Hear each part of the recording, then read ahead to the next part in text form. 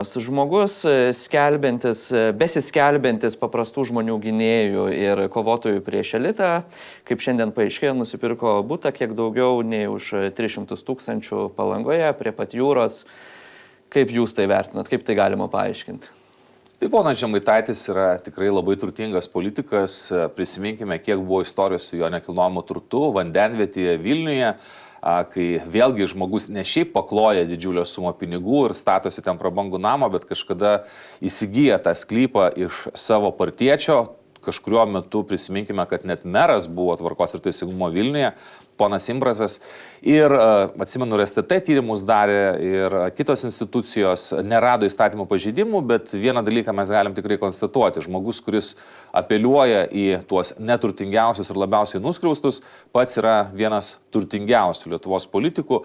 Na, pirkinys, aišku, už daugiau negu 300 000 butas Palangoje, kaip suprantu, negyventi, o tiesiog pailsėti. Galbūt yra gera investicija, galbūt yra tiesiog kiti reikalai susiję su žmogaus poilsiu. Turime mes tokių politikų pasaulyje, pažiūrėkime į Trumpą, vienas turtingiausių žmonių, kuris labai patinka neturtingiam žmonėm. Jisai kelia mokesčius neturtingiam ir mažina mokesčius turtingiam, bet vis tiek turi savo palaikytojų. Beje, lygiai tas pats yra su Žemaitaičiu. Jis žadėjo nekelti mokesčių, buvo pagrindinis jo rinkiminis šūkis, mokesčius pakėlė, na ir vis tiek žmonės jį palaiko dėl to, kad gražiai kalba. Bet kaip jūs paaiškintumėt, kodėl šita, vadinkim, politinė strategija, kova prieš įsivaizduojamą Vilniaus elitą vis dar yra tokia paveikia?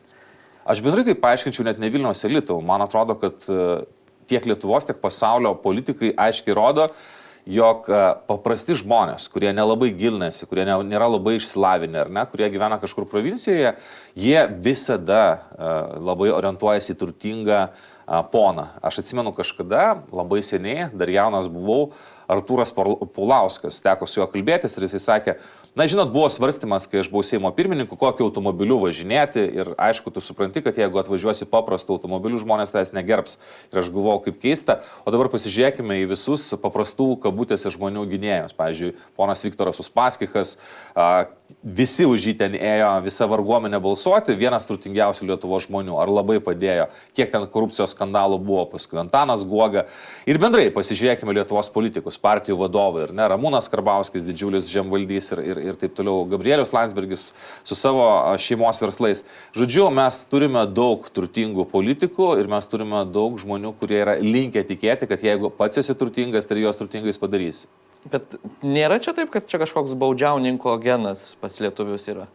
Tai šiaip jau nebejotinai problema tik tai iš ko rinktis. Aš tai visą laiką sakyčiau, kad jeigu tas mažiau turtingas žmogus būtų šiek tiek protingesnis, ar ne, tai jisai greičiausiai pasirinktų arba pagal politinę darbotvarkę, tai yra greičiausiai balsuotų šiek tiek labiau už kairę, už socialinę politiką, arba ieškotų tokių kaip jis, nes jau galvoja, jeigu jau žmogus padarė karjerą, ištrūko iš to skurdo, tai jisai greičiausiai žino, kaip mums padėti. Tai prasme, tie žmonės, kurie turi verslus Rusijoje, tie žmonės, kurie turi labai turtingas šeimas, tie žmonės, kurie įvairiausiamis korupcinės schemomis savo susikrauna turtus, tikrai nepadės tiem žmonėm, o tai žmonėmis naudosis.